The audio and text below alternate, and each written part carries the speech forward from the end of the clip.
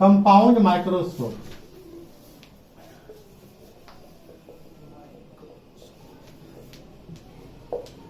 Compound microscope, ठीक है। It is an optical instrument used to see the object. Which kind of object? Very small object, which is not visible from our naked eye, जो हम अपनी आंखों से नहीं देख सकते हैं। मैग्नीफाई मतलब जो हम आंखों से नहीं देख सकते हैं उस ऑब्जेक्ट को मैग्नीफाई करके दिखाने के लिए जो ऑप्टिकल इंस्ट्रूमेंट हम यूज करते हैं, दैट्स कॉल्ड कंपाउंड माइक्रोस्कोप, ठीक है। तो कंपाउंड माइक्रोस्कोप में क्या करते हैं हम लोग? दो तरह का लेंस यूज करते हैं।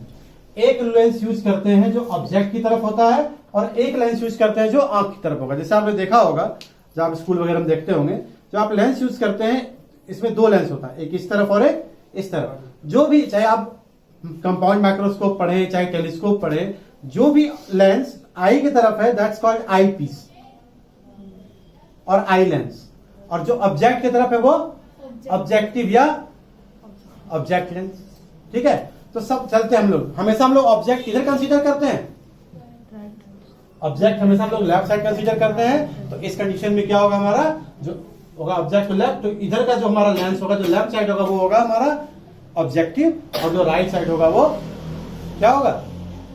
आई पीस या आई लेंस, ठीक है। अब देखिए इसमें जो ऑब्जेक्ट हम लोग देखते हैं, आपने देखा होगा जो हमें दिखेगा भी नहीं, हम उस चीज को देख सकते हैं। तो ऑब्वियस सी बात है जब ऑब्जेक्ट हमारा बहुत छोटा है तो लेंस में हम लोग कंसीडर करते हैं कि स्मॉल यूज करें। इसके बारे में थोड़ा बाद में और चर्चा करूंगा इस पे, किस तरह का लेंस यूज करना चाहिए, क्यों यूज करना चाहिए, वो बाद में डिस्क्रिप्शन दूंगा। फिलहाल हम लोग इसके डायग्राम पर ध्यान देते हैं। देखिएगा सबसे पहले क्या है हमारा, यहाँ देखिए एक छोटा सा पहले लेंस हम लोग लेंगे, कॉन्वेक्स लेंस। सबसे पहला क्या करना है हमें? ये लेंस बनाना है, जो ज्यादा बड़ा लेंस नहीं बनाना है। उसके बाद उसको क्या करेंगे? प्रिंसिपल एक्सिस ड्रॉ कर देंगे। यहां तो कोई प्रॉब्लम है? दूसरा लेंस यूज करते हैं, जनरली बच्चा क्या करता है दूसरा लेंस भी बना लेता है। नहीं, दूसरा लेंस हम लोग क्या करेंगे, जो इससे जो इमेज फॉर्म होगा उसके अकॉर्डिंग करेंगे, तब वहां पर फिर हमें आसानी होगी करने में। और सब एक साथ बनाने की कोशिश कीजिएगा तब दिक्कत हो जाएगा, ठीक है। अब क्या कीजिए, आप ऑब्जेक्ट को रखिए, देखिएगा प्लीज ध्यान से, ऑब्जेक्ट को रखिए। चूंकि स्मॉल ऑब्जेक्ट होता है इसलिए आप जो कोशिश कीजिएगा इसको और छोटा ही रखें, इतना भी छोटा ना कि देखने में दिक्कत हो, ठीक है। अब क्या करते हैं हम लोग इसे लेंस से पास कराते हैं। इसका फोकल लेंथ ले लीजिए, फोकल लेंथ से चला गया। दूसरा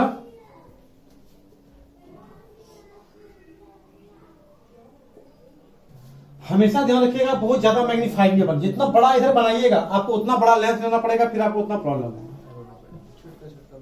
है ना। तो यहां पर आप लीजिएगा जितना बड़ा है, इससे 2 टाइम्स भी बढ़ जाए तो यहां पर हो जाए, तो ध्यान रखिएगा। इसलिए मैं बोलूंगा ना कि ऑब्जेक्ट को, इसमें आइडिया देता हूं मैं, ऑब्जेक्ट को भी फिलहाल क्या कीजिएगा मत कीजिएगा, सिंपल आप एक पैरेलल रे लाइएगा और उसको फोकस से पास करा दीजिएगा, ठीक है। अब दूसरा रे हम चाहते हैं कि यहां पर इमेज बने तो हम ऑप्टिकल सेंटर से उसे ले जाएंगे और यहां पर मिला देंगे, बन गया।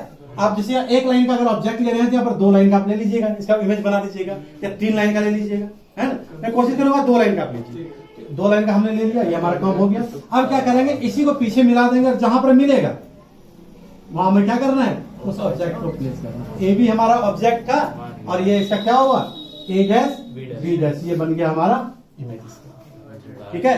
ये तो एक बन गया, लेकिन ये भी विजिबल नहीं होगा, लेकिन थोड़ा सा मैग्नीफाइड इसको इसने बनाया, इन्वर्टेड ही बना लेकिन मैग्नीफाइड बना। अब क्या करेंगे, दूसरा लेंस यूज करेंगे। और देखिए अगर हम पहले ही दूसरा लेंस यूज कर लेते हैं तो इमेज हमारा यहां बन जाता, तब दिक्कत होता ही नहीं होता। ये सब चीजें गलतियां होती है, इसलिए ध्यान दीजिएगा इस पे। पहले हमारा जहां बन गया, अब हम तैयार हो गए। इससे थोड़ा सा दूरी पर लीजिएगा, है ना, इसे थोड़े से दूर लीजिएगा। तीसरा लेंस, दूसरा लेंस जो कि वो बड़ा होना चाहिए। आपके पास क्योंकि लाइन होगा तो आप उसको एक्यूरेट मेजर कर सकते हैं, मेरे पास नहीं तो ऊपर नीचे हो सकता है हो जाए, लेकिन आपके पास जैसे मान लीजिए 2 लाइन में, हम क्या करेंगे 4-4 लाइन का इधर ले लेंगे, है ना। तो उसको फिर उसको मिला देंगे हम लोग, तो वो हमारे लिए आसान हो जाएगा, 2 लाइन 4-4, है ना। हमने यू लिया, ये हमारा लेंस बन गया, ठीक है। अब देखिए क्या है, समझिएगा प्लीज ध्यान से। ये है इसका ऑप्टिकल सेंटर O1, ये है इसका ऑप्टिकल सेंटर O2। पहला रे जो आप ले जाइएगा, बताने का तरीका बता रहा हूं। सबसे पहला आप ले जाइएगा O2 से, इसको O2 से क्या करना है, आपको एक लाइन ड्रॉ कर देना है, सीधा सीधा, बिल्कुल स्ट्रेट लाइन। स्केल है आपके पास, ये पता नहीं मेरा सीधा या नहीं है, तो आप देख के बता सकते हैं, लेकिन आपको स्केल सीधा ड्रॉ करना है। और पहले सोच लेना है कि इमेज कहां बनाना है। अलग अलग डायग्राम में अलग अलग तरीके का इमेज है, अलग अलग तरीका मतलब अलग अलग पोजीशन। वो किसी ने क्या किया है, इसके पीछे बनाया है, कोई इसी के आगे बना देता है, मैं आगे बनाता हूं। अगर मैं यहीं पर आगे बना देता हूं, मुझे दूसरा इमेज बनाने की जरूरत नहीं पड़ती है। या फिर अगर पीछे बनाइएगा तो दूसरा इमेज आपको बनाना पड़ जाएगा, तो समझिएगा। तो मैं क्या करता हूं, पहले मैं बोल देता हूं भाई इमेज मैं यही बनाऊंगा, फाइनल इमेज मैंने पहले सोच लिया, मेरा फाइनल इमेज यही होगा, A double dash B double dash. तो ये जो रे गया है, ये क्या बैठ, ये भी तो कुछ ना कुछ काम करेगा, इसको हम मिलाएंगे। अब क्या रहेगा, आपके पास स्केल रहेगा, स्केल रखिएगा और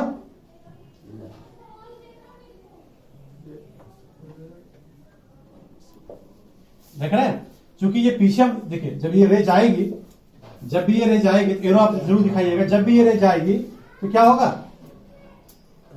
उस पार हो जाएगा ना, उस तरफ रिफ्रैक्ट होगा। तो क्या करना है, इसको यूं लेते जाना है, फिर एकदम सीधे जैसे ये है, इसको फिर इसके सीधे बढ़ता जा रहा है पीछे, हमने क्या किया, इसको पीछे मिला दिया, dot dot dot dot dot, imaginary बन गया है ना। ए डैश देखिए, पहले क्या था हमारा ऑब्जेक्ट ए बी, ये लेंस हमारा ऑब्जेक्टिव, ये हमारा आई पीस। ऑब्जेक्टिव से हमारा इमेज बना ए डैश बी डैश पर, ठीक है ना। और उसके बाद फिर इसके कारण लेंस के कारण बना हमारा ए डबल डैश बी। अब रुकिएगा थोड़ा सा, इसको थोड़ा सा और एक्सप्लेन करते हैं। क्या, ए बी, इसको इधर बढ़ाते हैं और इसको यूं मिला देते हैं। ए डबल डैश था ये, इसको लिख दीजिए बी ट्रिपल डैश।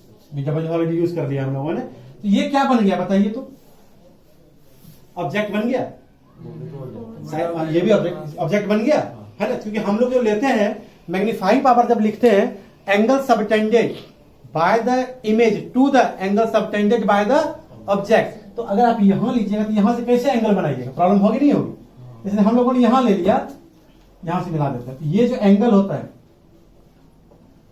ये जो एंगल होता है, ये ऑब्जेक्ट कौन सा एंगल बनाता है, अल्फा। और फाइनल इमेज जो एंगल बनाएगा वो कौन सा एंगल बनाएगा,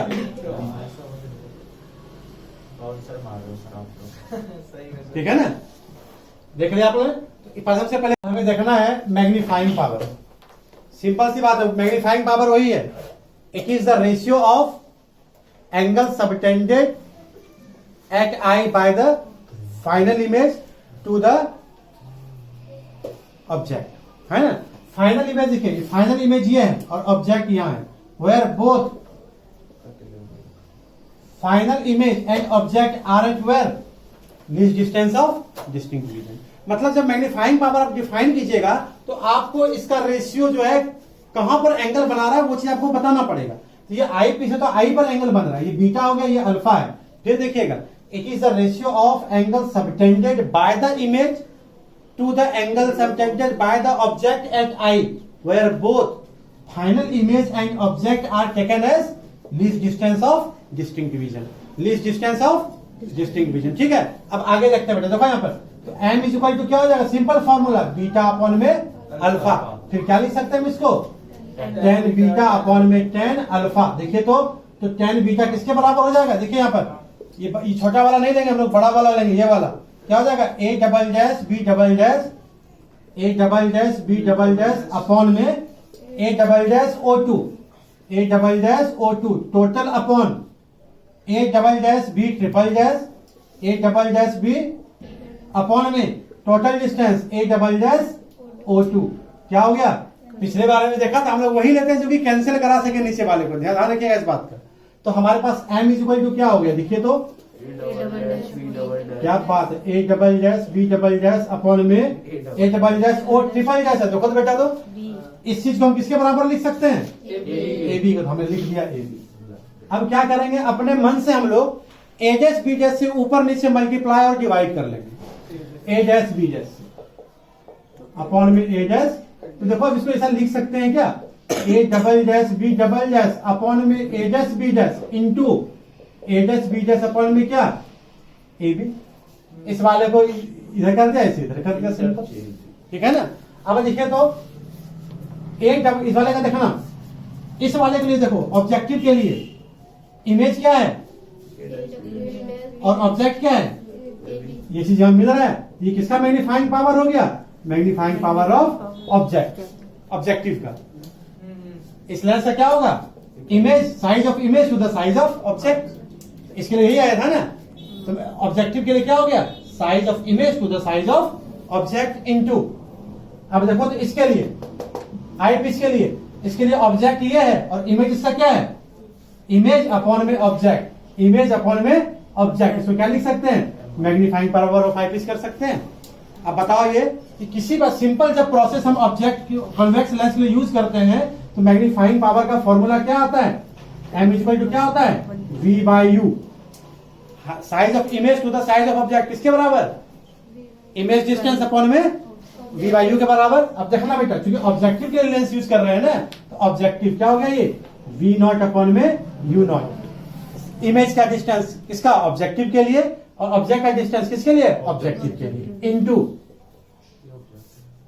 आई पीस। आई पीस में देखो आप थोड़ा सा यहां पर बेटा दिमाग लगाना।